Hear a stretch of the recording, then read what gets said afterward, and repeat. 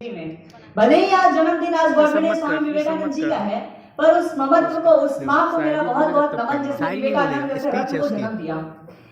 स्वर्ग में कहीं आराम कर रहे रामकृष्ण परमहंस जी को मेरा बहुत बहुत अभिवादन, जिन्होंने अपने सानिध्य के सांचे में ढालकर नरेंद्र दत्त जैसे एक सामान्य बालक को स्वामी विवेकानंद के रूप में प्रकट किया, जिसे पूरा देश पूरा विश्व जानता है।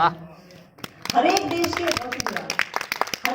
के महापुरुष उस देश के पावर हाउस की तरह होते हैं, और हिंदुस्तान के महापुरुषों के साथ वैसे भी प्रिविलेज है कि पूरे विश्व के पावर हाउस होते हैं। स्वामी विवेकानंद उसी आत्मशक्ति, उसी आत्मविश्वास, उसी कहन, उसी ऊर्जा के पावर हाउस थे। मुझे याद आ रहा है कि जब भारत अंग्रेजों का गुलाम था, जिस दरमियान स्वामी विवेकानंद प्रचलित हो रहे थे, चर्चित अखबारों में हो रहे थे, उस दरमियान उन्होंने भारत के युवाओं को प्रोत्साहित करते हुए कहा था, उठो, जागो और तब तक मत रुको जब तक सफलता हासिल ना कर लो।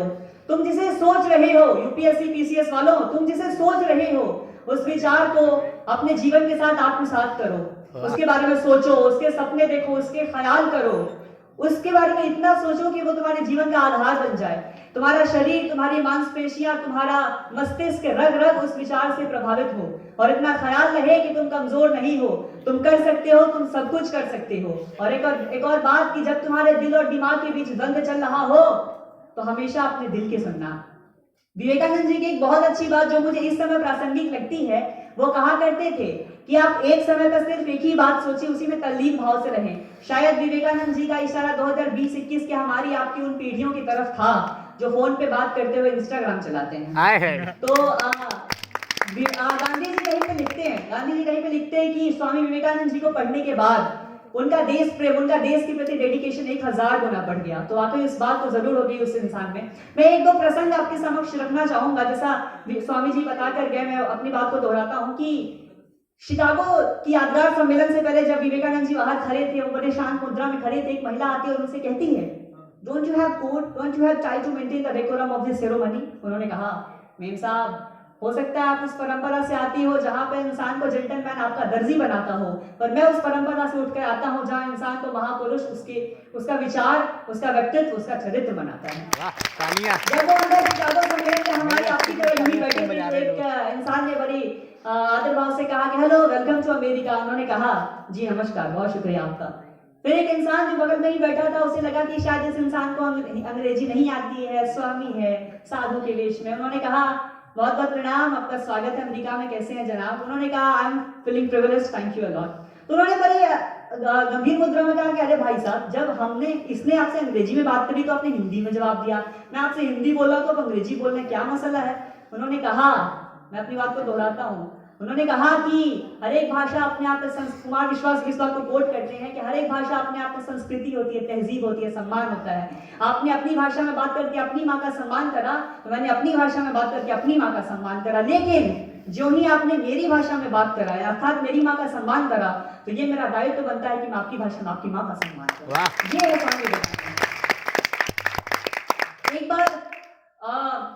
एक और चीज में जो मैं यहाँ से कहना चाहूंगा, मैं अंतिम फेज में हूँ, कि अभी मैं NCZCC आ रहा था कार्यक्रम के लिए, मैंने रास्ते में एक बुजुर्ग देखा, 60-62 साल की उम्र के होंगे वो। उनके शर्ट पे एक बहुत प्यारी बात लिखी थी जो युवा दिवस को बहुत याथार्थ करती है, सार्थक करती है। बहुत प्यारी बात लिखी थी, I am just sweet 16 with 44 year of experience.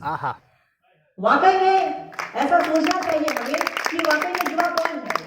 मोटी मोटी बात करें जनाब, तो युवा वो है जिसके अंदर उत्साह जीवित है, वरना 15 से 35 साल के कई बुझे हुए युवक भी हमारे देश में बहुत उपलब्ध हैं। मुझे लगता है, मैं इस बात को पूरा समर्थन देता हूं कि हर वो इंसान जिसके अंदर उत्साह है, वो युवा है, चाहे वो 23 साल का भगत सिंह क्यों ना हो, चाहे वो बुजुर्गावस्था में अटल बिहारी वाजपेयी ही क्यों ना हो, चाहे आज भी चेन्नई सुपर किंग्स को सानिध्य देता हुआ महेंद्र सिंह धोनी ही क्यों ना हो। बहुत शुक्रिया।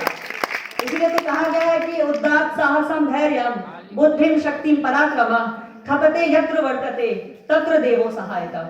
मैं अंतिम बात यही रखना चाहूंगा जनाब, युवा दिवस में कहीं स्वामी विवेकानंद जी की आत्मा अगर NCZCC के इस कार्यक्रम को देख रही होंगी, तो हमारे और आपकी तरफ से उन्हें तर्पण, उन्हें श्रद्धांजलि यही होगा कि हम और आप अपने अपने हिस्से का हिंदुस्तान बनाए जनाब। आप 1/125 करोड़ हिंदुस्तानी हैं, मैं 1/125 करोड़ हिंदुस्तानी हूँ। आप अच्छे विद्यार्थी बन जाए, आप अच्छे IAS PCS बन जाए, ये अच्छे कलाकार बन जाए, मैं अच्छा कवि बन जाऊं, अपने अपने हिस्से का हिंदुस्तान बन गया हाय जनाब। हाय। तो हम लोग अपने अपने हिस्से का हिंदुस्तान बनावे, और इससे अच्छी तर्पण, इससे अच्छी श्रद्धांजलि मेरे ख्याल में, मेरे तजर्बे के हिसाब से मुझे नहीं लगता कि विवेकानंद जी को दी जा सकती है। मैं अंतिम पंक्तियों के साथ इन्हें तर्पण करता हूं कि काश की युवा ऐसा हो, काश की युवा ऐसा हो, मुस्कान सगरो आबाद हो, जात धर्म का झगड़ा छूटे, बस भैया मोहब्बत मोबाइल पकड़ लो, जिंदाबाद ताली हो, बजानी मुझे देश बहुत। बने यूं निराला जैसे वो इतिहास में महान है, सुख समृद्धि करे गुफ्तगू, साहिब ये हिंदुस्तान है। मिटे गरीबी, वाह, वाह, वाह।